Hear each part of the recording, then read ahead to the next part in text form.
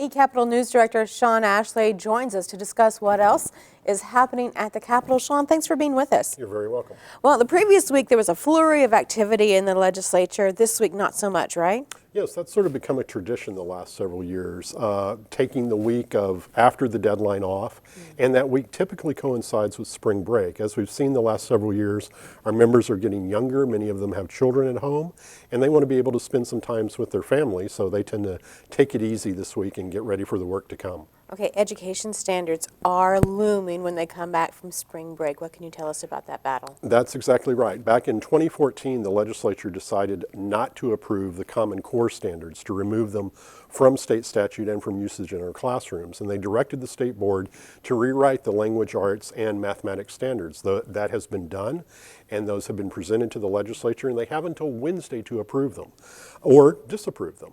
What's happening right now is that lawmakers are talking amongst themselves, trying to figure out which way to go. The House very well could take up one of two resolutions, one approving, one disapproving on Monday, and the Senate is looking at a resolution in committee that would disapprove them, but give the State Department instructions on how to fix them. Well, I know with what's going on in education lately, everyone's going to be watching that very closely. Exactly. All right, so what's coming up next? Well, then we begin the work toward the end of session. We'll spend the next couple of weeks in committee, and then we'll be back on the floor considering Senate bills in the House, House bills in the Senate, and then the snowball really starts to roll toward the end of May adjournment for this year. All right, Sean Ashley with eCapitol, thank you so much for being with us. You're very welcome.